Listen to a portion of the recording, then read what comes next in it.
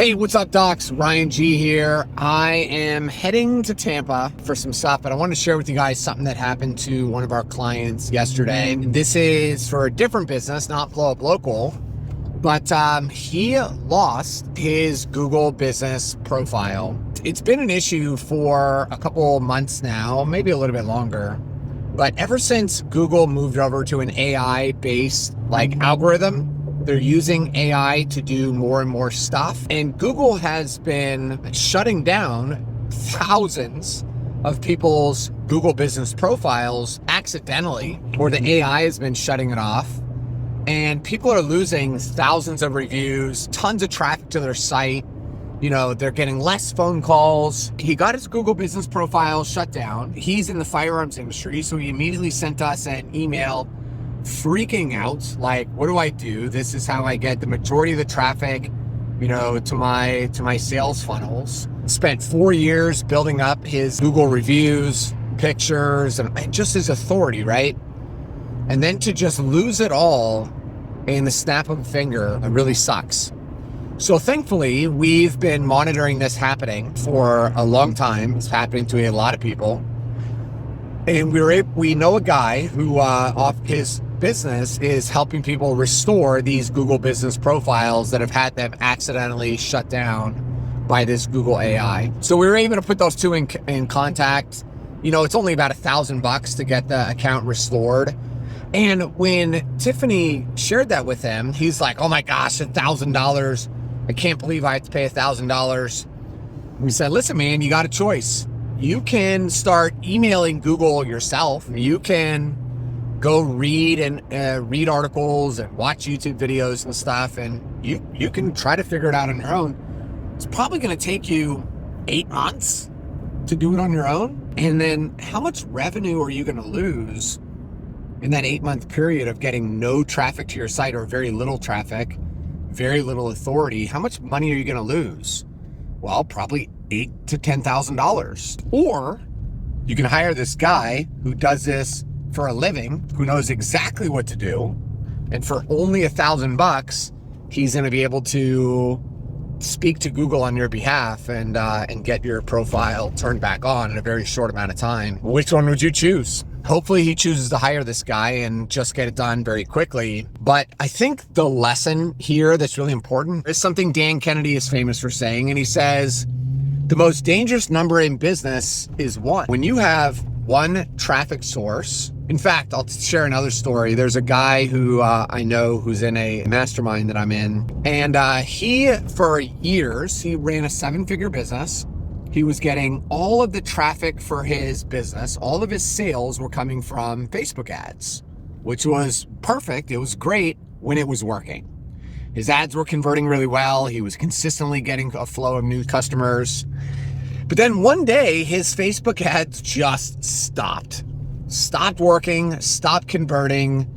He would come up with new creatives, new stuff, and no matter what he tried, the ads would no longer work. So now his business is gone. He was in a transactional business, which means he had to make a sale to make money.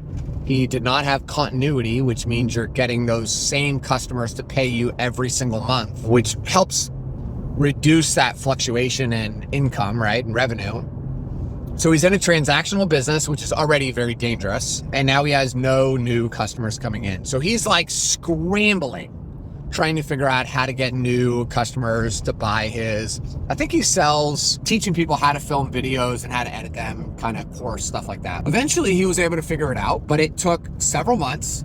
It was a lot of stress, a lot of fear. I'm sure him and his wife were very anxious. They have little kids. But that happens because he was heavily dependent on one media source to get 100% of his revenue. So how do I see this happen with chiropractors? Chiropractors get stuck in this exact same thing. There's another doc that I'm speaking to right now I've been consulting with out of South Dakota. And for 20 years, he's been running the exact same ad in 9 different newspapers for 20 years. And he said, yeah, Ryan, this ad used to work really well. I used to get a ton of new patients in and it just really worked. And I said, okay, cool. So I was very shocked when he told me that he's been running the exact same ad for 20 years. I said, that's why it's not working. I mean, when people see the same thing over and over and over again, it's almost like you become blind to it and you just don't even recognize that it exists anymore. And I said, we just need to recreate the ad and relaunch it, make it different, make sure that it's clear and speaking to the right person, and rewrite it, create a better hook, and then let's launch it and let's see what happens, right? But he's struggling. He's a little bit stressed right now, a little bit fearful. But the reason that he's struggling is that he was dependent on just those newspaper ads to be able to get new patients into his practice. Instead, we want to figure out who your perfect patient is, what your perfect patient wants, where your perfect patient is gathered.